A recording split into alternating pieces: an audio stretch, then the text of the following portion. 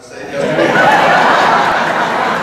Just in case you haven't heard, I thought I'd mention it. God is good sometimes. God is good all the time, but He's great sometimes. I'd really like to talk about what you want to talk about this morning, so don't be shy about filling out questions. Or if you want to type like some write down questions, just ask, okay? This one is, the question is the impact of the Anglican Church on the Episcopal Church. It said the AJC recently published a short, somebody's got to work on their handwriting, notice that an Anglican bishop for this area was consecrated as the Church of the Apostles. Okay, first of all, let's get our language straight. There's nothing about Church of the Apostles that's by definition Anglican. In order to be Anglican, you have to be related to all four of the instruments of unity. The Archbishop of Canterbury, the Lambeth Conference, the, the Anglican Consultative Council, and the primates. But the good thing about being an American is we can call ourselves anything we want. There's nothing anybody can do about it. There's only one Anglican church in the United States. It's called the Episcopal Church, by definition. So, but there are a lot of others that claim the title. So what the AJC did was what newspapers often do. They just got it wrong. They don't understand us. Oftentimes they don't like us. And they don't understand our language, which is very specialized. Church lingo is very specialized. So there's that. Now, the other part of that question was the relationship between the Anglican Communion and the Episcopal Church. That question is really like asking a question about family relationships. The reality is your family is your family, whether you care for them or not. And as some of you know, or even if they're your relatives you don't want to talk about in public. We all have aunts or uncles like that.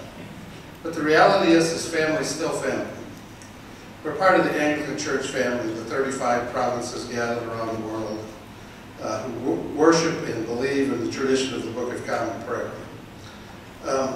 You know, we're having a little family dispute right now in the communion.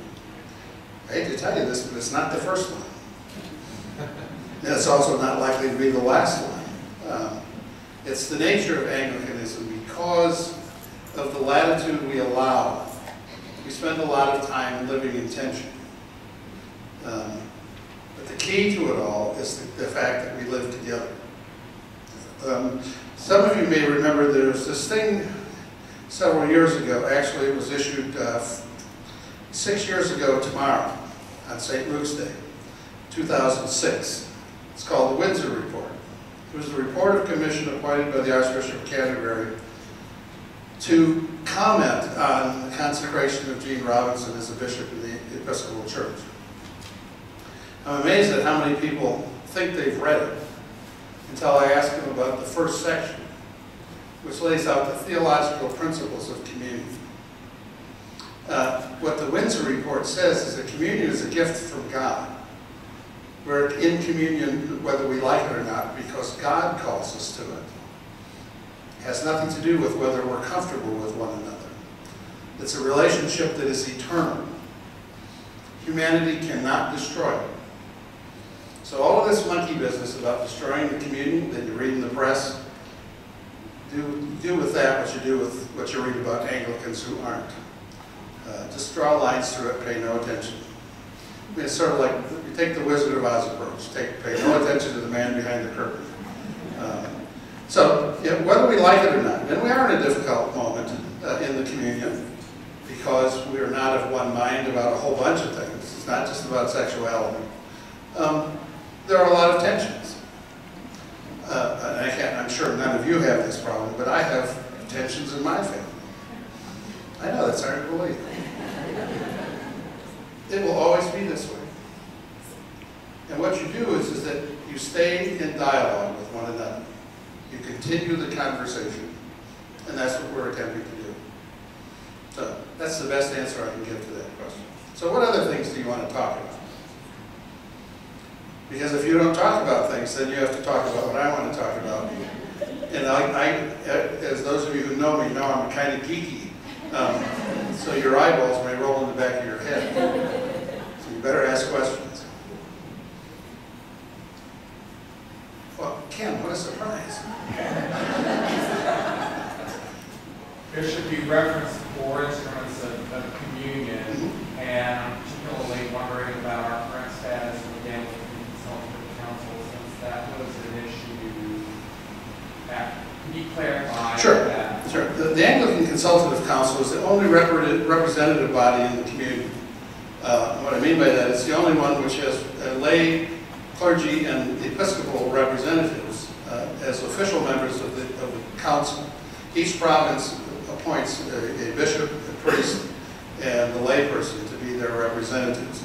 And it's by the way, it's the only body in the Anglican communion that has legislative authority and a constitution.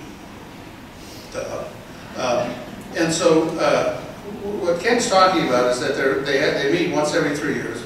They had a meeting, I think in April, at which one lay representative from a Central African country proposed that the Episcopal Church USA be excluded from the Anglican Consultative Council. The council voted overwhelmingly not to do that, and in the process issued a statement of how important it was that the American church always be at the table in all conversations, that we are a critical part of the communion, and that we are not only welcome but needed in the Anglican communion conversation. So the Anglican Consultative Council is not, all these things you hear about us getting kicked out of the communion and all that, just throw it all away. None of it's true, none of it's accurate. We're very welcome, as long as we're not in the light of the media. I'm always so amused that you hear a lot of upset from the Central Africans. I want to go back to Lambeth in 2008. The Archbishop Dang then was brand new as the Archbishop of Sudan. While we're at Lambeth Conference, somehow the media got a hold of him. He issued a scathing comment about the Episcopal Church. It wasn't flattering, let me just say that. The interesting thing, though, was the day after this appeared in the papers, he asked the presiding bishop if he could meet with American bishops because Sudan wanted to establish companion relationships. And so we did what Americans do best. We organized a cocktail party.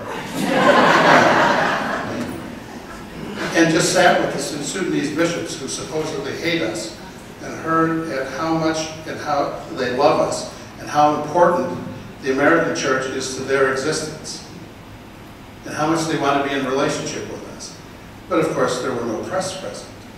And part of the thing we have to understand is that since most of this objection is coming out of Africa or the Southern Cone, is that there are enormous cultural differences.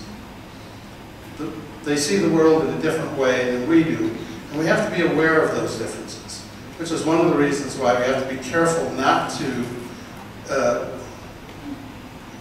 live out of the press. You have to live out of your personal contact, which is part of what we did at Lambeth Conference. The Archbishop had the genius to organize it so there would be no legislative process whatsoever. We spent all the time in conversation with one another in small groups that were divided.